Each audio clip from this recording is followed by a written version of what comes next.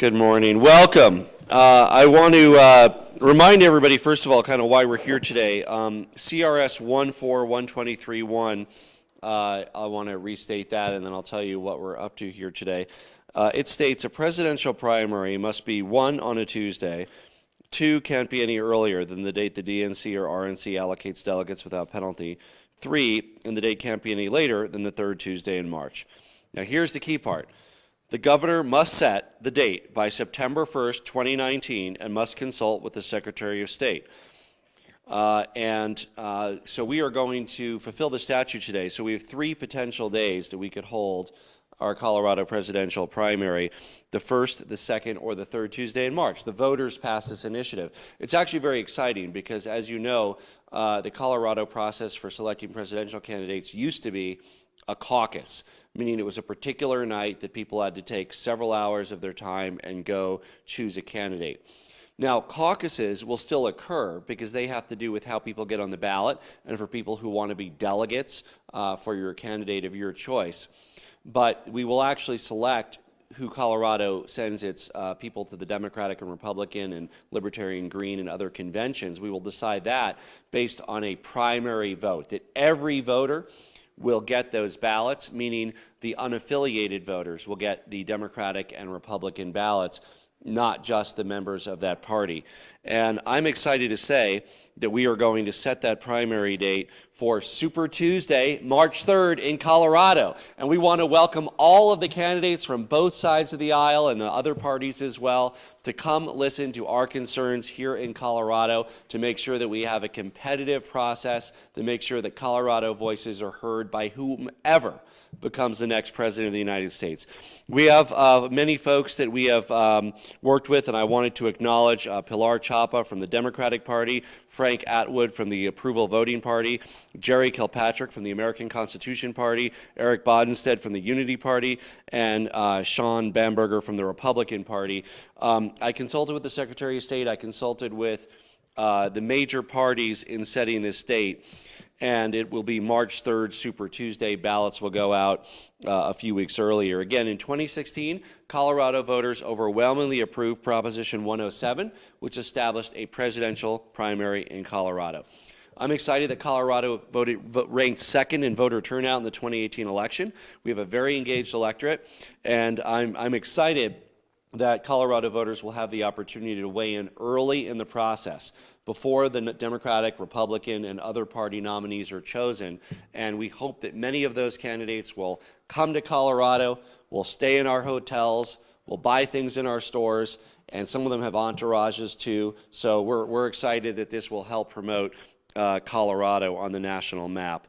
And we are excited that this will be the date. We needed to set a date that would satisfy Colorado's law. Again, we had those 3 weeks to choose from.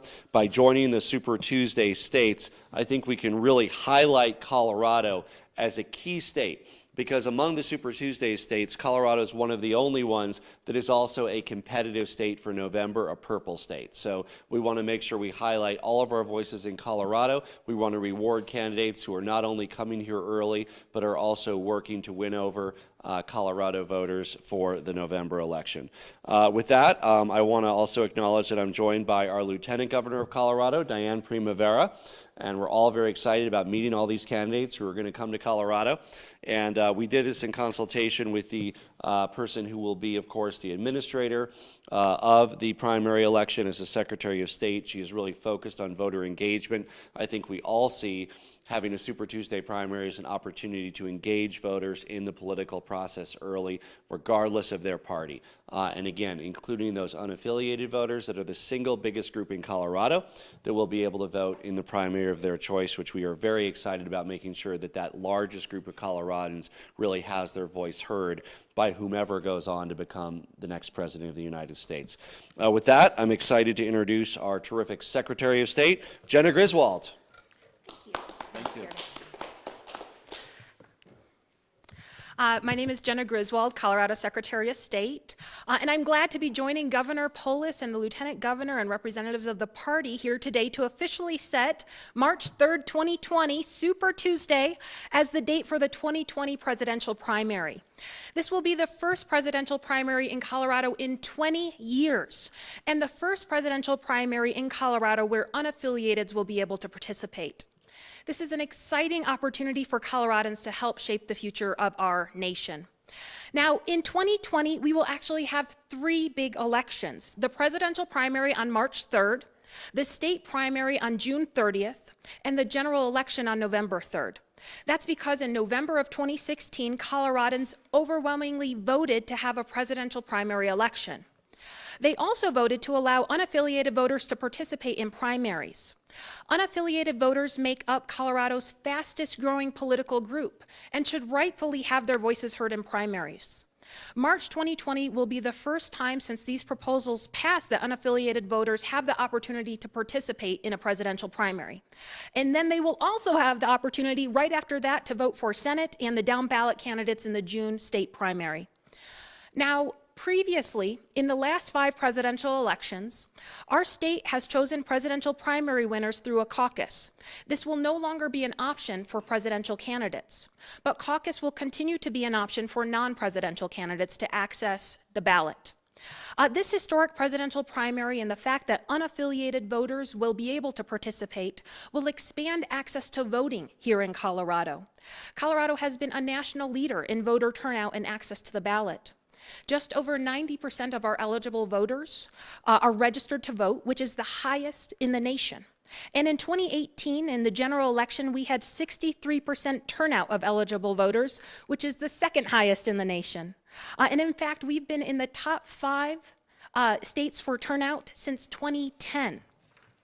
As Secretary of State, I believe that every eligible Coloradan, Republican, Democrat, and unaffiliated alike, should have their voices heard in our democracy. And I expect this new primary system to continue our legacy of historic participation and turnout.